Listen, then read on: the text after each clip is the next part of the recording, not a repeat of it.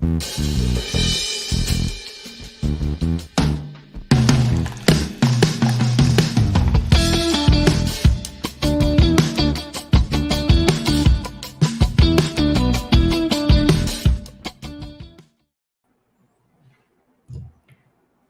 and gentlemen, good afternoon, good evening, good night, good morning, wherever you are in the world. Welcome to a brand new edition of Social Confoes. I'm your host, Shaluk, together with my host, Diego. How are you doing today, Diego?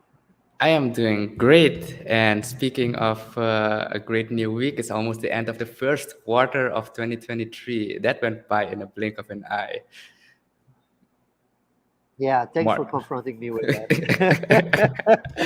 Yeah. But yeah, I'm doing great. Excited to have a fun conversation again today on business. But before we get into that, I saw you share an article today of Mark Schaefer.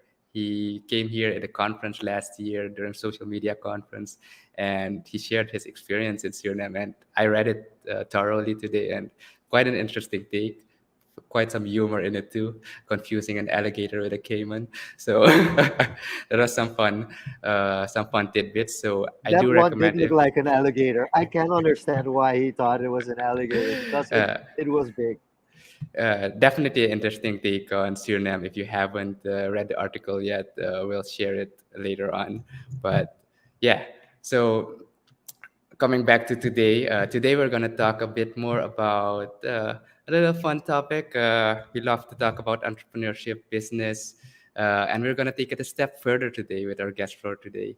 And she is actually also from YLI, but not a YLI fellow, but she was a host. So we got someone from the other end of the spectrum, and she's also part of the YLI Alumni Advisory Board, and that's from the YLI side. But our guest for today is a true expert in the world of business valuation and strategy, with over 20 years of experience in different companies at different stages and industries. And she has helped countless business proposals propel themselves to new heights.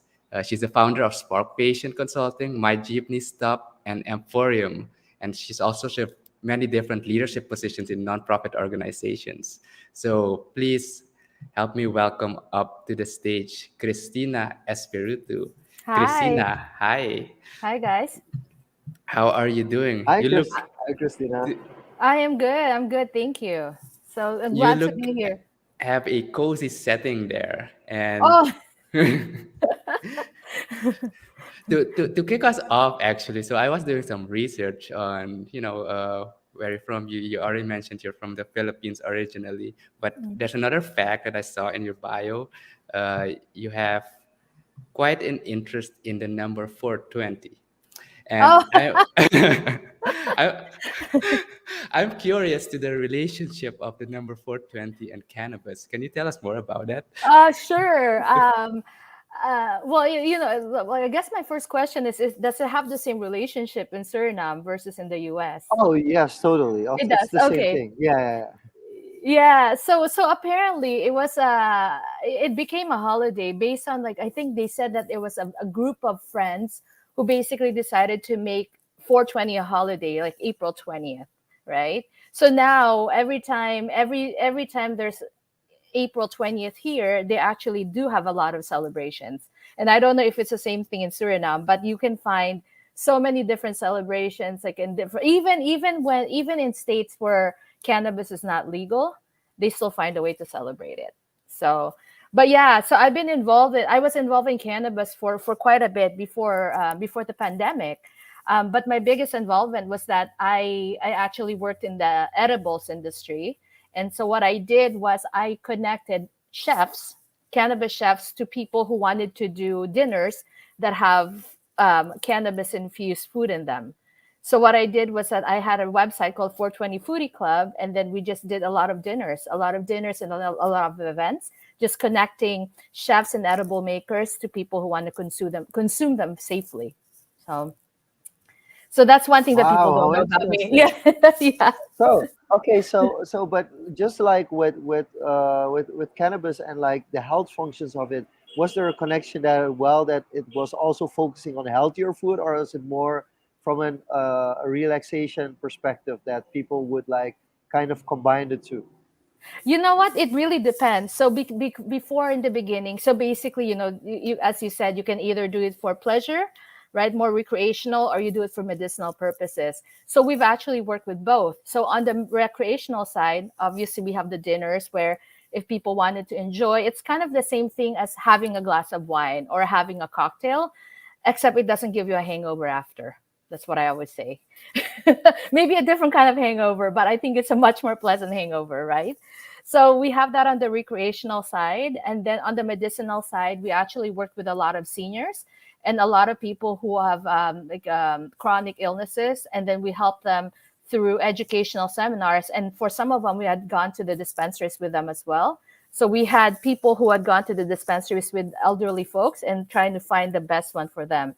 So the most interesting fun fact was that the oldest one that I had accompanied to a dispensary was a 95-year-old woman. So who wanted to pick some edibles for her, and I go, you know what? You got the right person. I will help you. Yeah. So that was Wow. the oldest woman that I've helped gone to a dispensary. So No, that's a really interesting fact. I yes. wasn't expecting that at all. Um, Yeah. but yeah, thanks for sharing that. So I always wondered where the 420 came from, and now I know it's actually a date. It's a date. Yes, April Yeah, yeah, 20th. Yeah. At awesome. 4:20 p.m. by the way. So that's the Oh, official time too. interesting, interesting. No, Yeah. thanks for sharing that. But So to Diego, get there's back, another thing that I want to jump into before we kind of start off, because like it's a really small world, and Mhm. there's always been this theory on 6 degrees of separation. But this the interesting part of how small this world is. Last week we had a guest that, Mhm. no, we are. I actually met through a group of writers that is writing books, and Mhm. this time Diego has met you through YLI or through the YLI program, and our guest from last week was also based out of California, and you are Mm. also based out of California, which is like showing how small the world is. But then Yeah. again, you used to live on the other side of the world as well, in the Philippines. Right. So Yeah. what I really wanted to know is like being having seen like both sides of the world, kind of like Mhm. how was the experience for you, because you were a teenager when you moved to the US. So what are things that stayed with you culturally, that you took with you from the Philippines, or your family took with them, that Mhm. you've completely integrated in your life and still is part of your life? And what is something that is totally American that you never knew about before you moved there, that's also become a part of who you are? Oh, okay. So I moved to the US when I was 15. So at 15, I think I was just barely starting high school when I moved. So I think the biggest thing I guess I can think about it in terms of culture shock was that the way that people dressed. When I had this misconception of yeah, like when I was watching in the Philippines, I was watching all these different shows, and then I thought that everyone dressed like that, or that everyone in California surfed, or everyone in California were all blonde, right? so it And was basically the media, yes, the media exactly. exposure. Yeah, yeah. Exactly. And then I go here and I go, wow, there's so many the California, since I live in Southern California, it's so culturally diverse that there are groups here that are there's Chinatown, there's Filipino town, there's different towns in California, and it's just so diverse, right? So that's something that was unexpected to me. Um, but yeah, so I think for that one, and then and I think you had mentioned about like one thing that I had brought with me is that when people find out that I'm Filipino, they always say, "Oh my gosh, I love their food.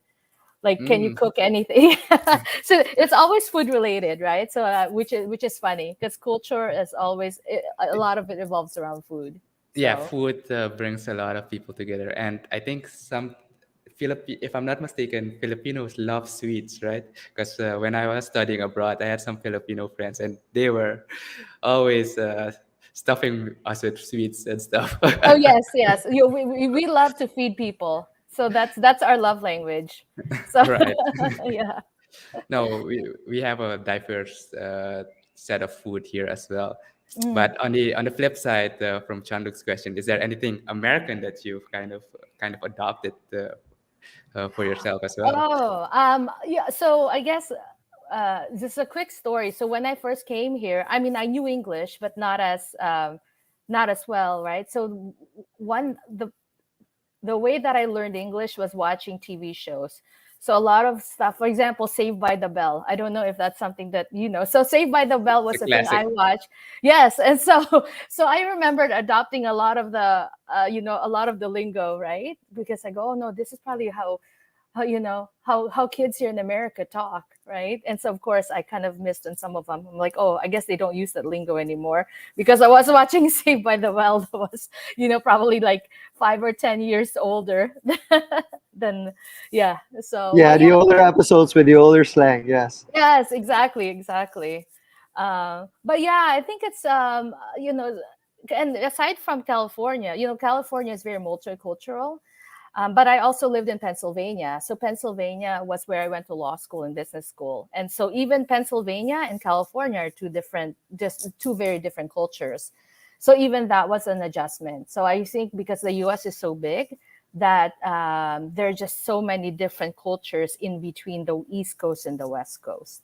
So Oh, that's cool. So you did your high school, started there, then you did your university in Pennsylvania. And was it always did business and law, like the business world, always interest you from a young age, or is that something you kind of grew into? yeah, it's something I grew into. I didn't expect to go to law school. I knew I wanted to be in business somehow, but I wasn't really sure.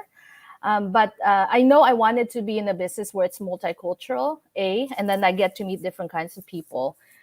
So after I went to, in between living in California and then also living in Pennsylvania, I lived in DC as well, and then I lived in France for a little bit. So that really, and I love to travel. So for me, that's just a natural extension of what I do personally, but also in my business. So I just really love communicating and really dealing with an international community. So, Okay, one travel question before we go into the business side. Is there a dream destination that you have not gone to yet, and that's still on your list, and oh, why? I'm gonna have to say Suriname because of you guys. You talked about the forest, yeah, yeah. So you talked about how it's the most forested area in the world, right? Yeah, Yeah, yeah, more than 90%. Awesome. We'd be happy to yeah. welcome you and show you around, definitely, when you get here. All right, That's a that's plug. That's a plug for me to visit.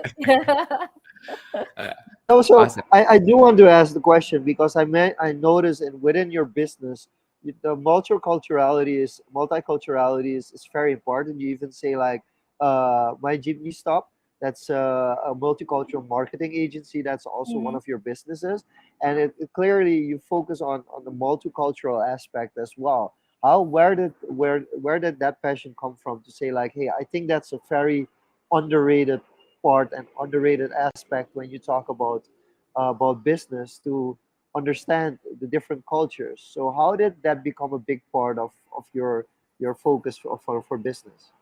Oh, yeah, that's a good question because one thing people don't realize is that, when you're dealing mainstream, right, you have a lot of the nuances that are, that are not necessarily there as when you're dealing with something that's multicultural. I mean, for example, even a simple like when I did valuations for a firm that I used to work for, we did a lot of work with Asia. And so even as simple as when you're handing out a business card or when you're saying yes versus no, a lot of Asian cultures are very polite. And so when they nod their head, that doesn't mean that they're saying yes to you. That just means that they're understanding what you're saying.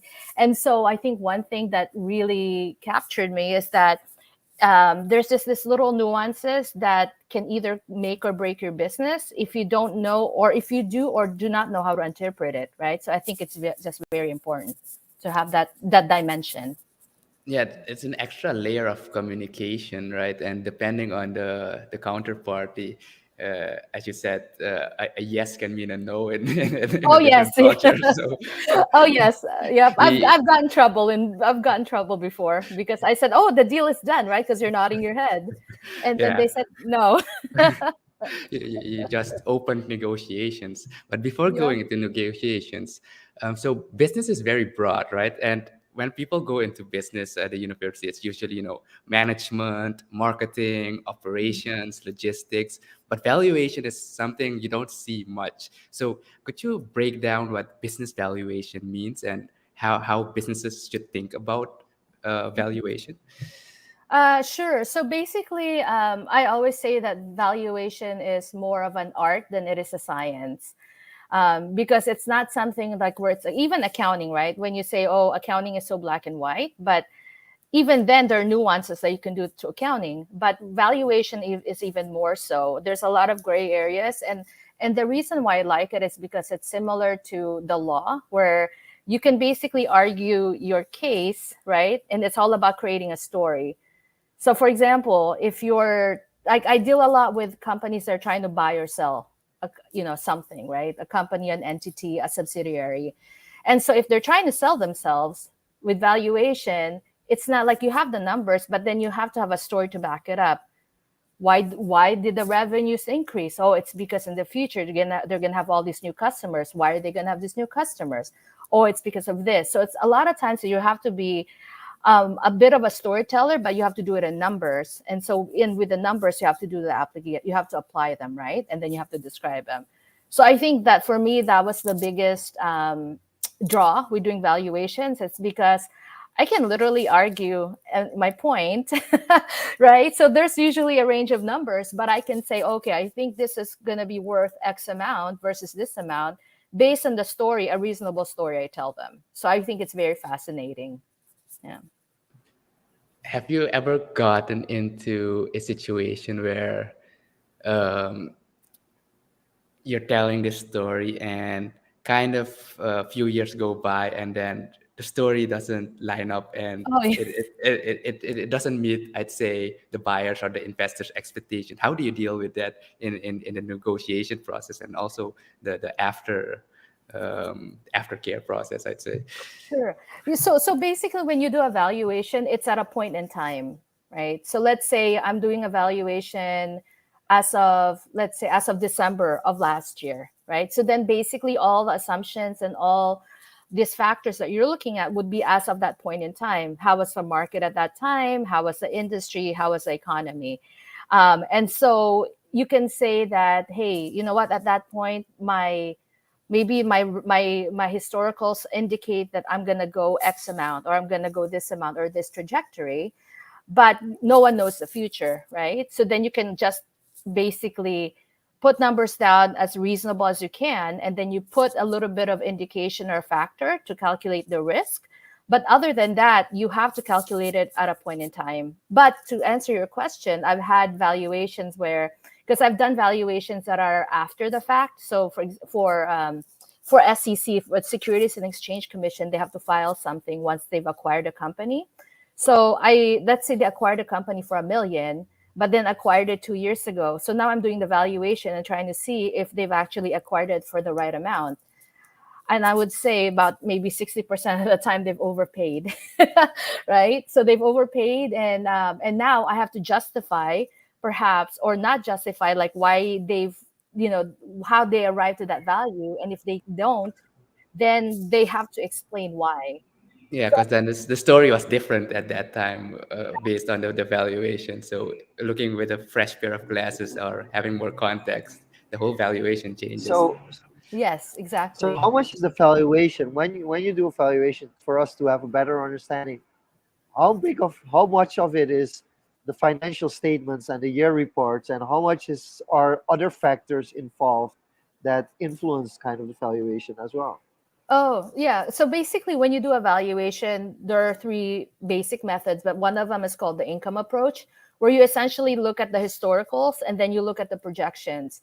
So I did a lot of valuations of biotech companies and tech companies, right? So where let's say they have a drug and they haven't released this drug, but then they said, oh, but this type of drug will be whatever, we'll give you it'll be 20 million next year, because let's say it's for cancer, because the number of people who have this cancer in this type of environment, so they calculate a lot of the statistics.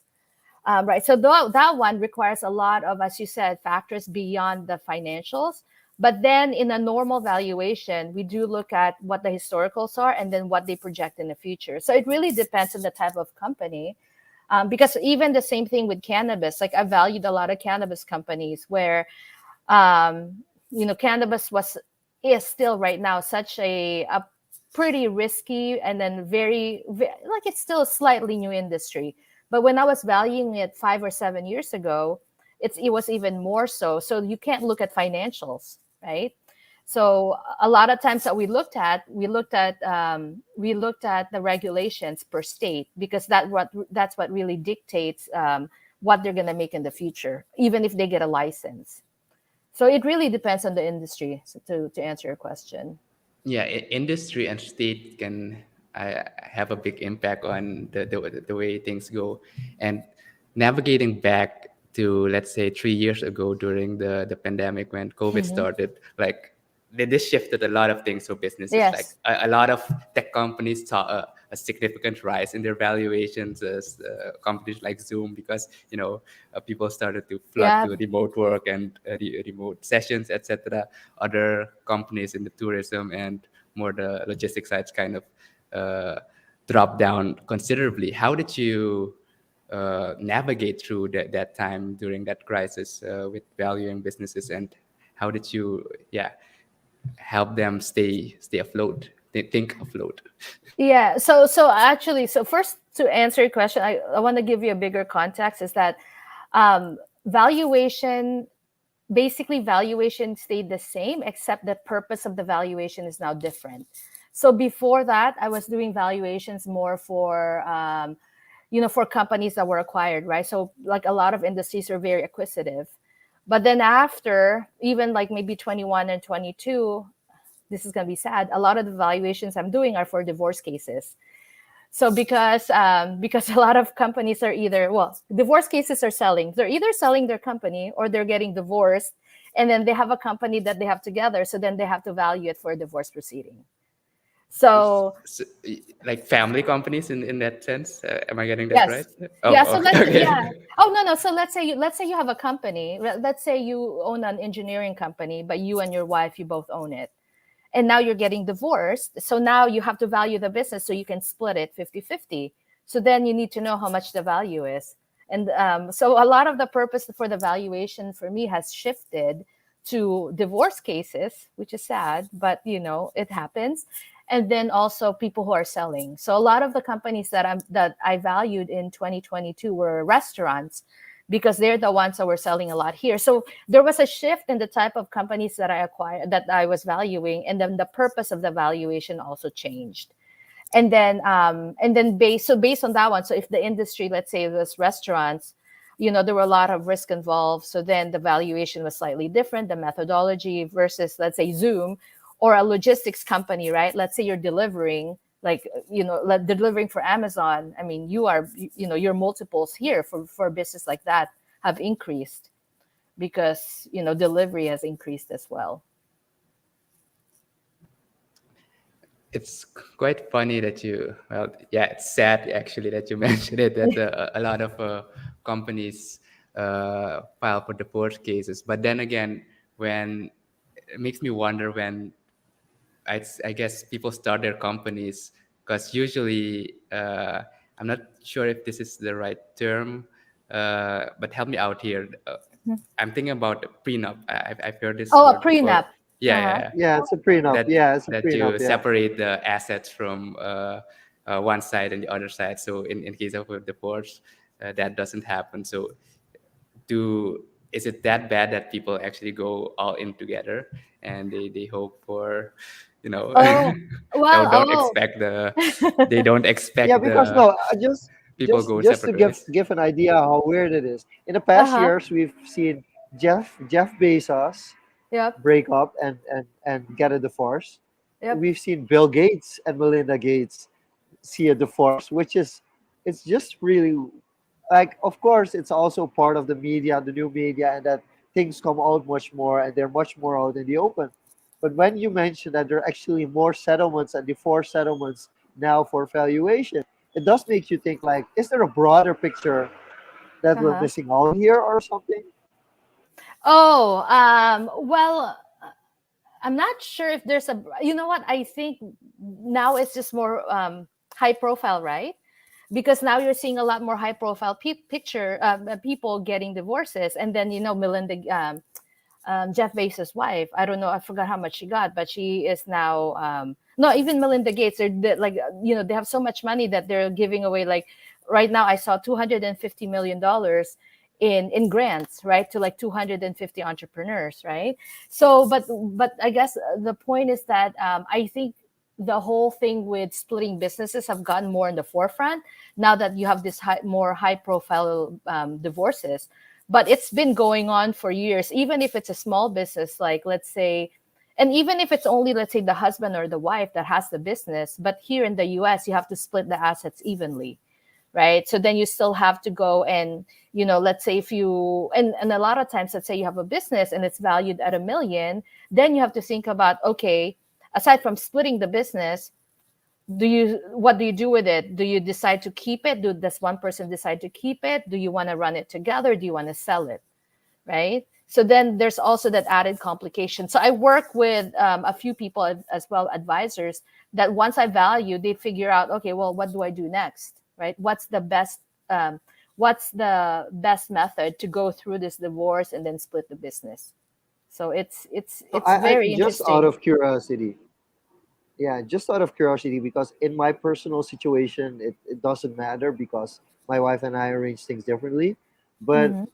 like for instance, if you have a husband and a wife, and say the wife or the husband owns the business, and it's valuated at, let's keep it easy, like $1 million, Hmm. right? And there's a divorce situation, and the owner gets that it's a valuation of $1 million, which basically means half a million goes to the other person.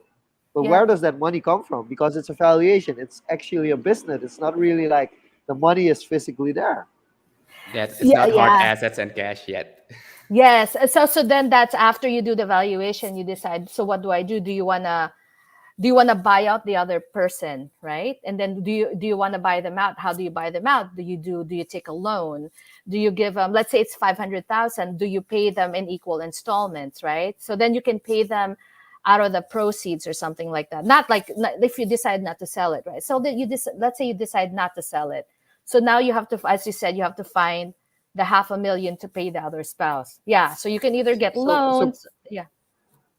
so So maybe basically, don't get it makes divorced. more That's the thing. sense. No, either don't get divorced or do a Yeah. prenup, because you kind of end up doing the same thing that you had to do in the prenup. You're kind of doing after you're getting divorced as well, because in the prenup you're actually already stating like this is what we're going to do whenever the situation arises that we split up. So Uh-huh. basically, they're kind of doing the same thing that you would do in in prenup arrangements, where you have to decide, okay, if we split up, how much of the business, or how do you kind of uh, um, give my portion of what I invested into the relationship.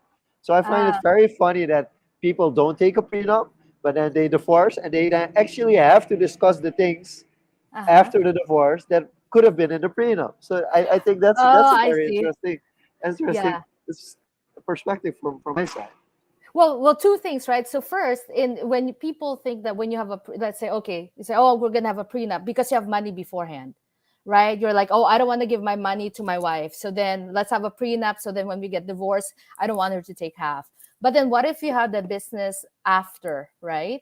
So let's say you started with nothing, and then you get married, and then you built up this business. So that's not part of your prenup. Then you should give shares straight away, because so that's my perspective from things, that I would give my wife shares if we would do a business together, and we would have a prenup situation. I would give her shares in the company as well, like, Oh, and you're so that's where nice. you kind of, no, but that's I mean, that's how I think. I understand that people still think differently in Yeah. this perspective, but there could also be cases, and I think this is interesting as well, because one of the discussions we had was like, having a prenup, it also means that if business goes sideways, and especially with the Surinamese law, if business goes sideways, Mhm. the collectors, they can't claim anything that's owned by the family. Okay. Uh-huh. So So that's then, also the other way around. Yeah. uh-huh. So okay, so if the business, let's say, goes bankrupt, then they can't go after the family, right? And No, because there's in the prenup it said that that business is separate from the family. oh, okay. So I guess maybe the same here, where you Would that can. fall under like an LLC structure and Yes, I was gonna something like say. that? Yeah, Yeah. So you because just then have to you change the structure. Yeah, you yeah, have to because then you restructure. separate the legal entities to a natural person, and yeah, I don't know what the technical terms are on Yeah. those things, but I kind of get the picture there. But then again, there's different purposes. As you said, you can either buy them out or find a way to pay them if you don't have the liquid Mhm. assets on hand. So then comes the question of something you talk about is, finding the truth behind the reason why people want to sell, the reason why people want to exit, or why they want to acquire something. Like, what's your process in when you engage these people, the businesses, on finding the truth? Like, how do you engage them, and what does finding the truth mean to you? Okay, so I guess let's say in the beginning, when people approach me, and then typically it's a business. Like for example, I yesterday I got approached by a business owner, and then they said that they wanted to sell eventually because he's in his 80s, right? So then he said that maybe he's not gonna, he's only gonna have a few more years before he decides to retire. But then this business owner had reached out to me maybe 5 years ago, right? But he wanted, at that point, he thought he wanted to sell, but he didn't. And so for me, a lot of it is finding the truth of their purpose or their motivation, why they want to sell. And a lot of times, what I find with business owners, and I'm sure you feel the same way, is that it's their baby. So then they don't want to sell. They think they're ready, but then, but then a lot of them actually back out after we've done the valuation because they say, "Oh, my sweat and equity was much more worth more than that," right? So for me, the biggest thing is really finding the motivation for why they're selling, and then b finding the truth behind the numbers, right? Is it really what they're telling me? But for me, before I even get to that point, it's really figuring out, like psychologically and mentally, if they're ready to sell, and then their motivation behind it. So a lot of it is honestly being a psychiatrist and and being a therapist. Yeah, so you Yeah. You look study like law. You study law to become a therapist and a Yes. psychologist. Yeah, Yeah. interesting. Yeah, yeah, Yeah. the numbers, looking at the numbers comes after the fact, after Yeah. finding the reasons, right? Because Exactly. Yeah, because for example, I also became a mediator during COVID, and this was in response to a lot of the valuations that I was doing based on a dispute.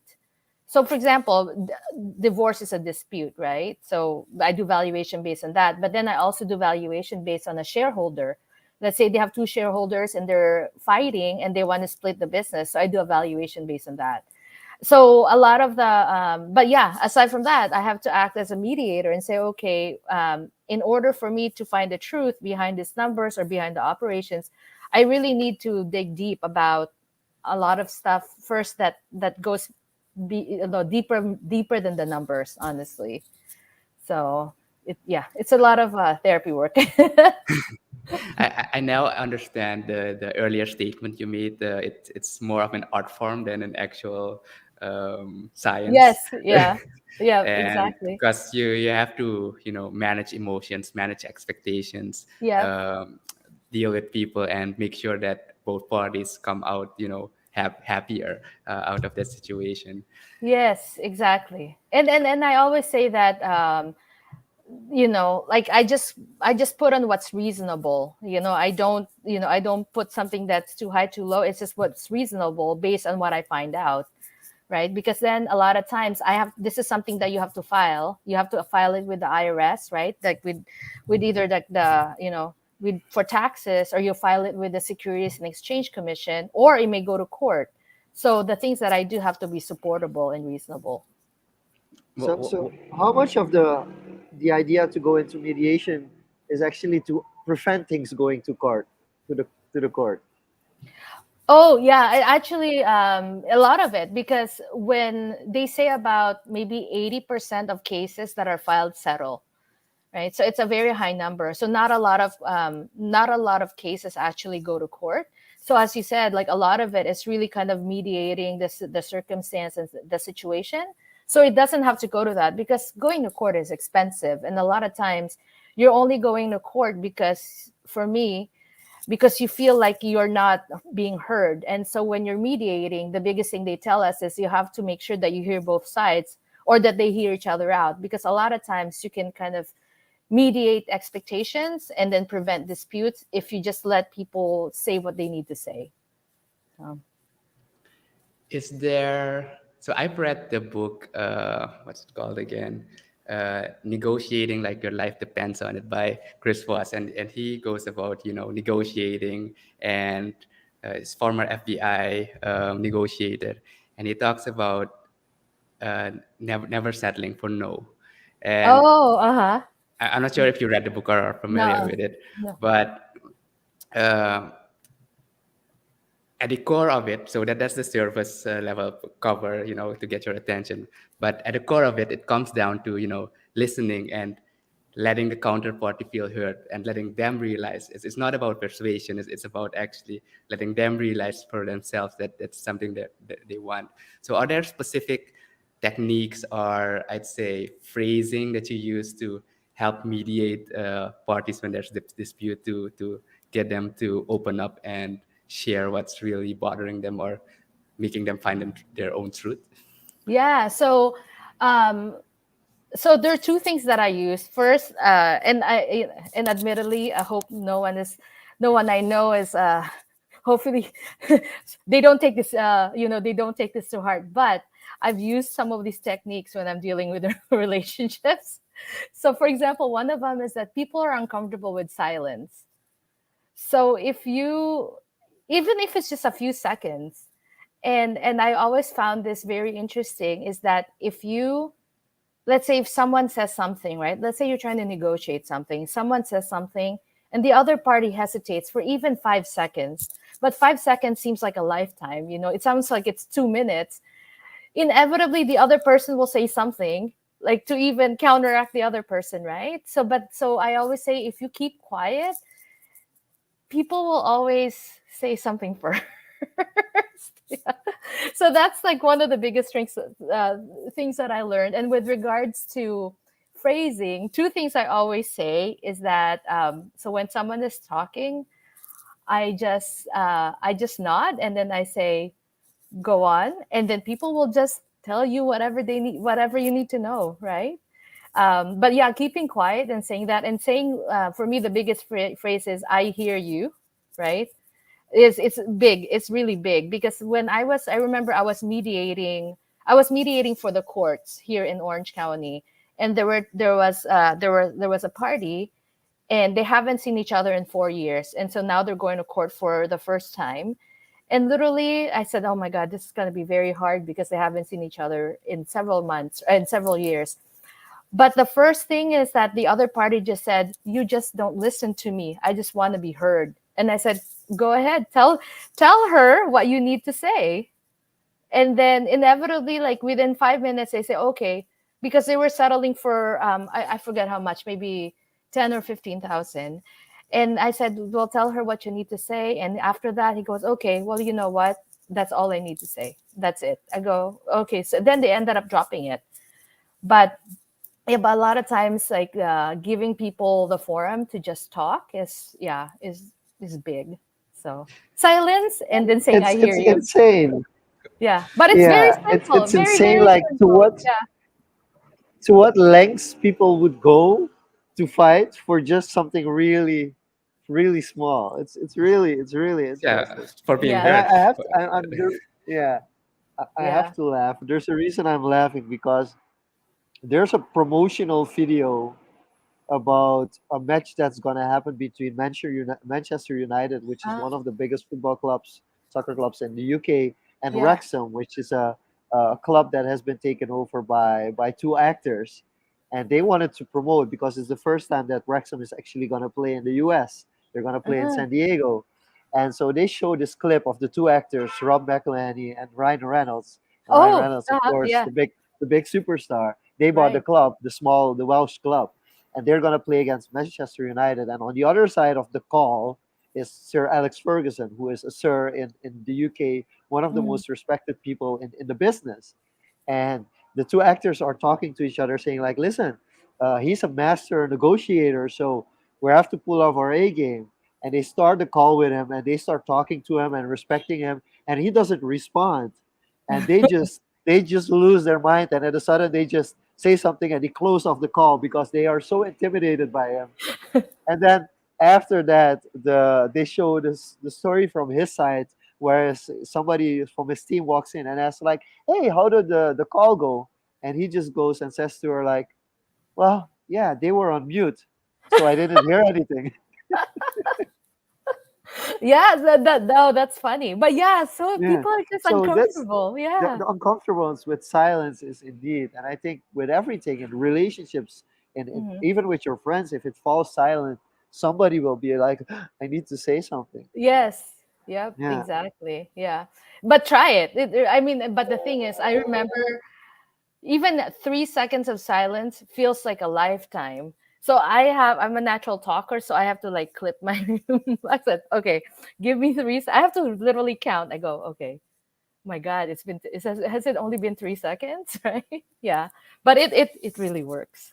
So you can tell It's people also secret. People will interesting tell you their how the secrets. Yeah. silence works in the relationship to the silence works in the relationship with listening, because what people always tell you is like, become a good listener, but you can also achieve sometimes the same thing through silence. Did you say that? Yes, but then I guess another tip that I learned now that I think about it is, and this is also very simple, is that repeating what other people say, but just repeating it in a different way, right? So, for example, because a lot of times, let's say if I'm negotiating something, I haven't like I've never met these people before. I'm meeting them for the first time at this mediation, circle, and so a lot of times I'm repeating something for my own benefit, right? Because I didn't understand. But then the biggest thing about negotiation or also kind of facilitating something is basically restating what they say, right? So then it also makes them feel heard, and then it also clarifies it on your part. So for example, you say, "Oh, did you say this or do you mean this?" And if they say yes, okay, then they feel like, "Oh, okay, she actually did hear me," right? And then they'll correct you if it's not really, and then for your benefit, if it's incorrect, then you're corrected. So, Yeah, getting that clarification is key because you don't want to go with an assumption that, oh, this is what they meant. And in the book they talk, he mentions it's I think the technique you're describing, he labels it as mirroring. So repeating the yes, last three words are kind of the most important words of the statement they made, and then just restating it and using things like, it feels like you're feeling this way, or I heard that you mentioned this. Is that correct? And then just asking exactly. for that validation. Yeah, quite interesting there. So going from negotiating and a lot of disputes, kind of the divorces now, how much do, I guess, if you compare the divorces versus the more high stakes businesses, like Mm. between companies, how much do they differ if you're in the mediation seat or the negotiating seat? Like, is the pressure the same? Is the pressure different? Like, how are expectations? Oh, well, divorce cases are always it doesn't for divorce cases, it doesn't matter how big or small the business is. There's always this tension that you can that you cannot contain, right? Unless they're just very amicable with each other. But I think with divorce cases, it's a little bit more personal because then a lot of times you're dealing with people who have their businesses their whole life, right? And then you're also dealing with this added emotion. So then you have to be a little bit more sensitive. And a lot of times you're also, when you're doing divorce cases, you either are acting as the one valuation expert for both for the couple, or they can have two. So then, you also have to be a little bit more cognizant about that. And then for divorce cases too, a lot of times, the person who has built the business, they'll say, "Oh no, the business is worth minimal," right? The person who like actually owns it, let's say the husband owns it, and they're like, "Oh no, it's only worth 100,000," and the wife will say, "No, it's worth 1 million."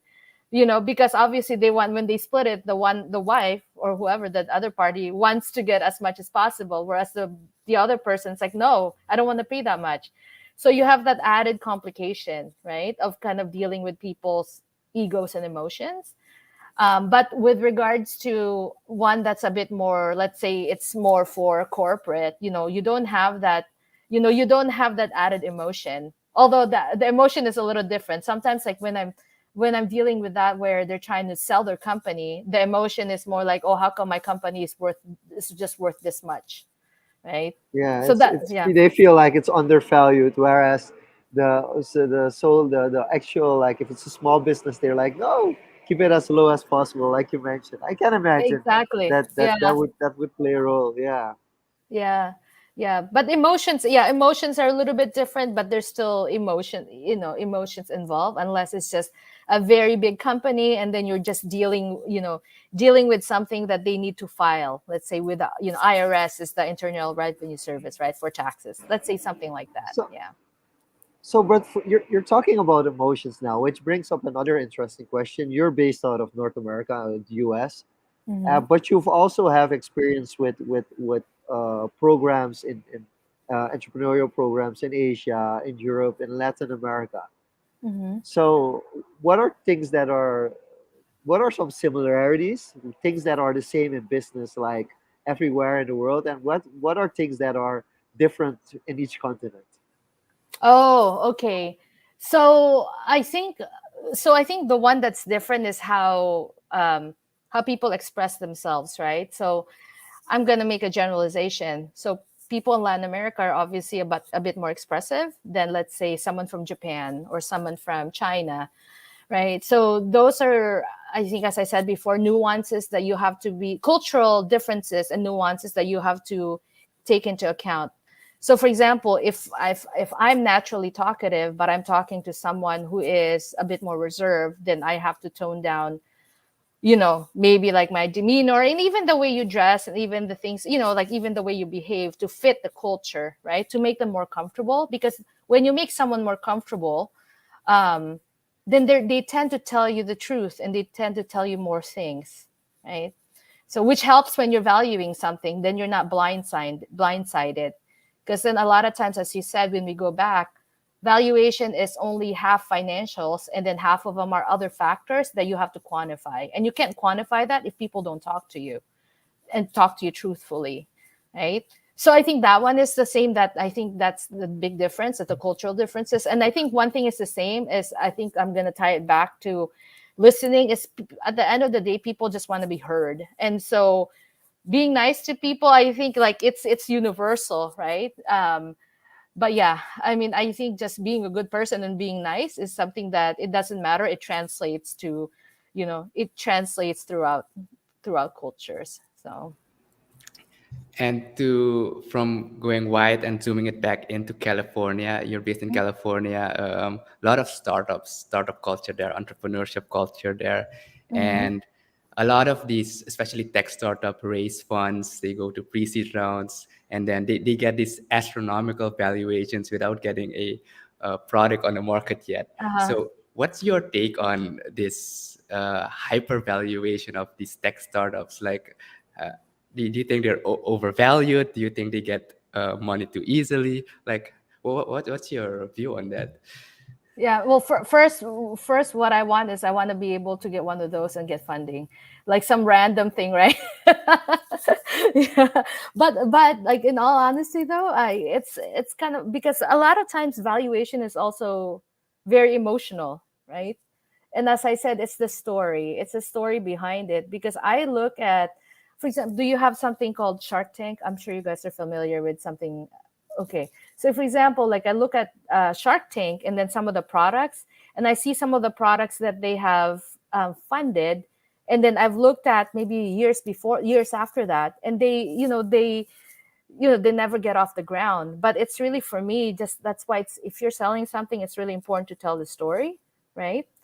And then, because it really evokes emotion. But to answer your question, I think that's why there's so many, I think, overvalued startups here in California. But I think that's changing, because before, a lot of the companies are so flushed with money that they just need to invest in something, right? But now I think they're a bit more cautious in investing, so now they're very specific about the industry. So for example, like right now, maybe something in logistics or something in EV, because like electronic vehicles, I think, and then AI, yeah, artificial intelligence. So it just depends on the industry. So, Diego, do you think we have room for one more in-depth question, or would you rather go towards overrated, underrated? I think we got time for one more in-depth question. You got something?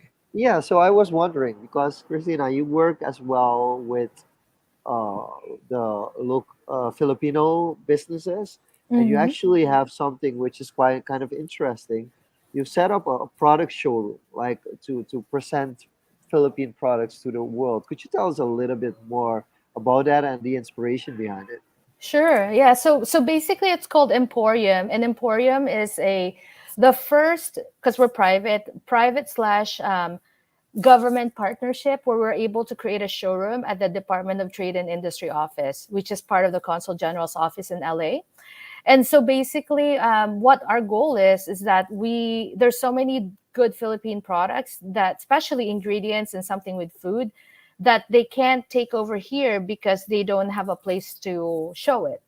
And so for us, the natural extent, well, the selfish extension is that A, I wanted to try and sample all these different products, right? Because they send us samples.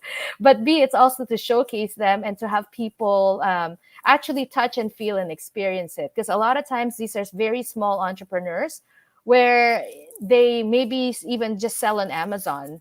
But aside from that, if it's something that's tactile, like people can't really touch the product. So it's really a place for them to see and touch and feel the products, and then we have buyers come that can actually order the products that they want to. So because I find it really interesting because there is some governmental involvement there, I guess, that the government from the Philippines kind of is this something that you would consider that people or countries especially should pay more attention to in their foreign affairs, that they actually give like the embassies, or okay, embassies might be a little bit difficult because of the security aspect, but Mhm. consulates are like associated organizations the room to represent their company, because there are some great opportunities there if you tell it like that, actually having a showroom at the same place where the consulate of the country, for instance, is that something that how would we be able to learn from that? For instance, how would be Suriname be able to learn from the Philippines in that sense? Yeah, absolutely. I think, well, I think I think what you're trying to say, yes, this is something that you can duplicate, right? So this model is something that's very, I would say, very doable and very easy. Not very easy, but it's doable to duplicate. And so for us, it's really just trying to figure out, there was a space, right? There was a space for us at the Trade and Industry office, and B, they're just very willing to work with us. Is that a lot of one thing I found about, even the one here in LA, is that they're very open to just, let's say, to other businesses for partnerships. But yeah, I think this is something that's very needed, because if you're, let's say, a company in Suriname, and then you're trying to, you have really great products, and you buy them, you may sell them on Amazon, but if someone like me who needs to touch the products, right, it would be great if you can, if there's a place that you can do that, something you can experience. So, but yeah, absolutely. If you have any ideas, Yeah, interesting. just My head is kind of yeah, like spinning at the moment. yeah, yes, and I can send you, yeah, I can send you some pictures. So basically, what we do is, aside from the showroom, we also do different pop-ups. So we do markets with them as well, and then we also do, yeah, so we do a lot of marketing behind it, and then we work with wholesalers as well. So we work with wholesale buyers here. So we do a lot of matchmaking. So Yeah, especially when it comes to physical products, food, and things with not such a long shelf life. You need to be able to yes. experience it, like will it last, will people stick to it, like how fast is it going, like the velocity, and that's quite interesting. Yeah. uh, so to close it off, and actually I don't want to go to the over under. I actually have a different question in mind. in the context of valuation and Mhm. ending this episode, exit planning. Mhm. Like when you think about valuation and especially growing a business and one that you plan to, I'd say, eventually sell or hand over to the next generation. Like, how important is exit planning when we're thinking about valuation, and how should people look at exit planning? Because you Mhm. mentioned before, for example, the person you talked with 5 years ago, they wanted to sell, but then now they're having second thoughts. Like, Yes. how much should people think about exit planning in their business? Yeah, I think people don't think of it as much as they should, and they don't think of it as long term as they should, right? So a lot of times people say, "Oh, I want to sell my business in 6 months." So yeah, I usually say you should be thinking about exiting within maybe 3 to 5 years. 5 years is a long on the long side, but 3 to 5 years before you're thinking about exiting, because a lot of times you have to prep your business for a sale. So whether you want to make sure that your accounting is in place, or your trademarks are actually in place, anything that's legal and financial, you have those in place, right? But I think that also the biggest thing is making sure, I always say this: when they're buying your business, they're not buying you. So unless you're gonna be as a consultant for them, right? You have to make sure that you are not needed, because there is actually something, a discount for someone who's a key person. Let's say the business is run by one person, and let's say it's an accounting firm where you're the face. So if someone buys your firm, there's going to be a discount because you're the key person. You're not going with them. So automatically, not automatically, but a lot of times the value will be lower unless you can make yourself redundant. I call it redundant. So you have to make sure that if someone can't do your work, if you can't do your work, someone else can do it for you, right? Because then even think, what if you get sick? What if this happens? What if this happens? Like, now who's going to do the work? So you have to make sure that you have to set things in place so that your work can continue even without you, which is very hard, but that's something you need to do if you're thinking about exit planning. Food for thought. Food for thought. Yeah. Okay. I think we got enough space for one over under. Shanduk, why don't you start? Okay, Kick us off. overrated, underrated. So basically, Christina, what we do is we ask you a question about something, and you tell us whether you feel it's overrated, underrated, or properly rated. That sometimes Okay. occurs as well. And then you have some room if you want to talk about it, whether or not why you said that. Oh, So okay. let's start off. Let's start off with AI, artificial intelligence. Is it overrated or underrated? I think it's underrated right now. I think there's more room to expansion, because I see it more and more, like even with travels from, overseas, right? How they've been using AI. So I think it's just gonna continue to grow. So. All right. Mine is quite, I'd say, recent. Mhm. Would you say the acquisition of the banks Oh. is overrated or underrated? I'd say that yeah. um. Okay. Maybe this is more maybe a political question, right? Because depending on what your political leanings here, it's like, oh no, they shouldn't have done that. They should have done that. But I mean, um I think they needed to do it. So maybe it's neutral. I think it's something that needed to be done in order to prevent the stock, a downfall of the stocks, right? I think otherwise, I think it's just gonna tumble. Yeah. So I think And it's just, yeah, keeping the neutral. valuations alive. Yeah, exactly. Yeah, Awesome. No, thanks for sharing that, of Christina. course. And I think we've gotten quite some insight on valuation and some things we haven't really thought about when we're running a business, especially exit planning. Mhm. Uh, the divorce stuff was really interesting. That's quite happening a lot more, and the negotiation techniques that you shared about Yeah, keeping some silence and just people wanting to be heard. yeah. And I think that's very important to take home, not just in business but just in the relationships in general. So with that being said, Christina, one last question: where can people find you and learn more about what you're doing? Sure. So you can find out about me. So it's sparkvation.com, which is my consulting firm, and I can and then but if you go to ChristinaEspiritu.com, so just my name, it has everything that I've been doing. So everything from YLI, my mentorship, the stuff that I've been doing, both for profit and nonprofit side. So just all my interests. So Awesome. yeah. So, Christina, we really want to thank you for this episode. It has been a really fun episode, and we learned quite a lot, like Well, Diego good. already mentioned. You've also said that people can reach out either to your business or to your personal profile to connect with you, or to your personal website to connect with you. So, we really want to thank you for being part of Social Confoes. For everybody who tuned in and was listening or is listening or watching the replay of this episode, thank you as well. As usual, Diego will drop the audio versions to all streaming platforms for you to listen to. And we want to invite you back for the next episode of Yeah. Social Confoes next week, same place, same time. Thank you again. Mm. Bye bye. Bye.